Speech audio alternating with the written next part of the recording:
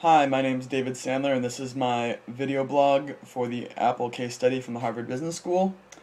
Starting off with the video log questions. Number one, about the successful design ingredients, or the successful design innovation at Apple and the ingredients of it.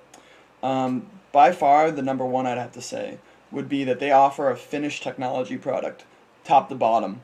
That when you buy an iPhone, they do everything: the hardware, the software, the testing. When you buy a Mac, again, they offer the hardware, they offer the software. The closed system design is unbelievably efficient in that when you use a Windows PC, Windows is designed so that it can work on any variety of hardware solutions. And this makes it a lot more complicated, and that it has to be compatible with a variety of different drivers, a variety of different firmwares, that there's not just software and there's not just hardware, there's a lot of intermediary levels in between those two. And because of that, Windows has to deal with so much more than the Apple computer does, because they design everything. You only design software to run on their hardware. And because of this, their software can be a lot more simple, that it can be a lot more elegant, and they can offer a top-to-bottom solution where they know all the problems and they can deal with them internally, which gives them a lot more power to fix things and keep things running better. On top of that, the simplicity of their devices, in that you don't have to have a PhD in computer science to understand how to use their machinery. It's designed for the average person to use. That if something goes wrong, you can go to an Apple store and have excellent quality service face to face. And that really means a lot to people, because there's nothing worse than being on a call center and with some guy in India and he doesn't really speak English. It doesn't work that well. If you go into your local Apple store, you're talking face to face with someone, you can understand them, they're generally just better customer service. They are almost always number one in the Kelley Blue Book for customer service among cell phones and tablets and computers.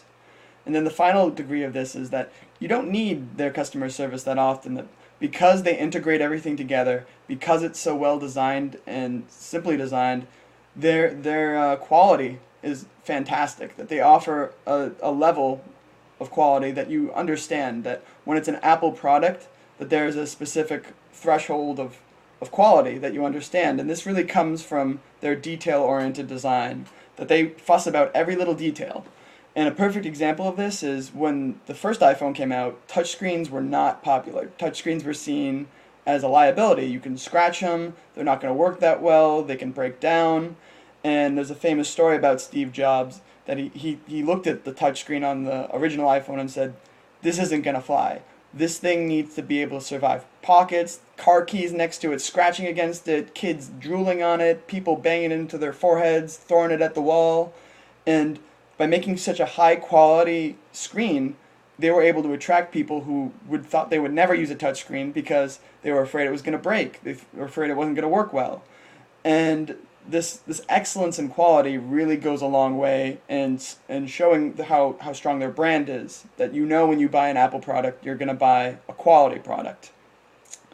As a consumer of Apple products, some suggestions I would say is, one is they tend to be a little bit tight-fisted about their products in ways that I can see why they would go that way, but I don't think it's necessarily in the best interest of the consumer. My first example of this is the iPhone 5 is capable of both CDMA and GSM networks, which are the two major carriers. However, you can't switch out the SIM card and go from an AT&T GSM phone to a CDMA Apple iPhone.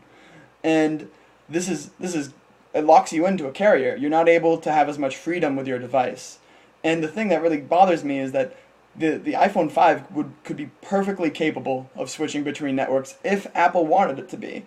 However, they didn't. And part of that probably is that they think that they can sell more phones if you have to switch carriers. And part of that has to do probably with their relationship with the carriers, trying to keep users locked into specific carriers. If you know that the two largest networks are Verizon and AT&T, and they happen to use the two competing technologies. It makes it really difficult to go from one carrier to the other, and it forces you, if you want to switch carriers, you have to switch phones.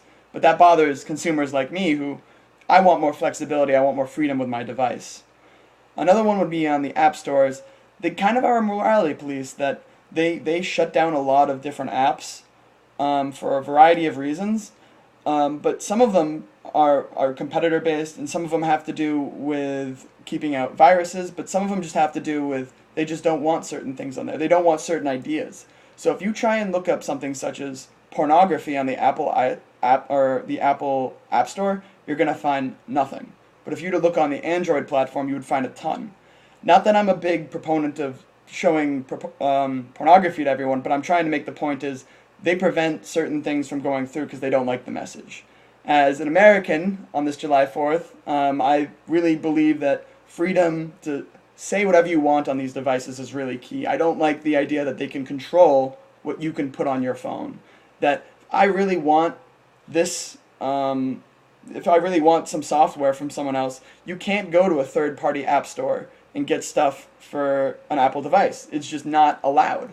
And this really irks me because there's a lot of software developers that really hate Apple because they take high tariffs on the App Store, and you can only go through the App Store to get to their devices.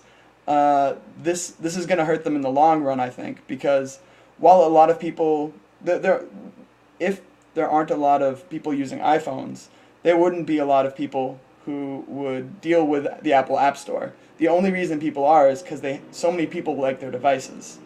But it really screws over the developers. And the final thing on that front would be, the battery pack in cell phones and laptops naturally wears out over time. You can't switch it out.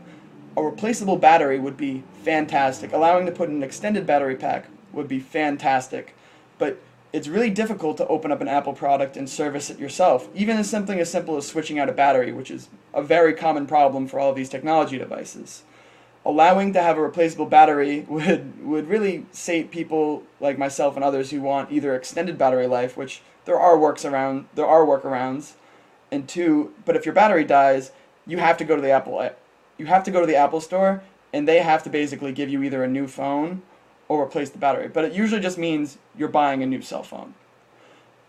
In terms of the lessons for entrepreneurs from Steve Jobs, I have to look at, if you ever watch his Stanford commencement speech, which is amazing, probably one of the best speeches I've ever seen. He talks about how he took a calligraphy class and how a lot of people like Apple because they have such a great variety of fonts and sizes, and how because he took a calligraphy class, he was able to offer all these awesome fonts. Such little details add up, and that it's a cumulative thing that if you focus on every little detail and make every little detail perfect, while you won't notice them on their own, together they make a finished product that really speaks for itself. And Apple products really do speak for themselves in terms of their quality and their attention to detail. You don't find faulty iPhones, you don't find faulty Macs, and if you do, the great customer service is right there to fix it, great warranty service to fix it. Simple, straightforward designs are great for complicated products. A lot of people don't know how to fix their own computer. By offering such great customer service face-to-face, people are willing to buy an Apple computer and spend a little bit more if it's going to save them the headache of, why isn't my computer working? Because when your computer isn't working, it really sucks.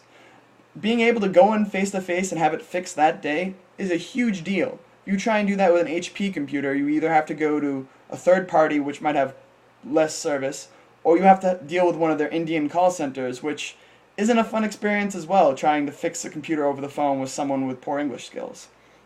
And this is the final point I'm really trying to make, is that people are willing to pay for quality.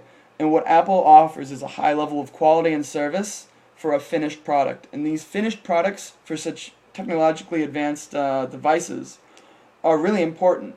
And it allowed Apple to jump into new fields that people didn't really know before. At the end of the article, it was talking about how 76% of their profits are derived from non-PC products. So iPhones, tablets, iPods even still.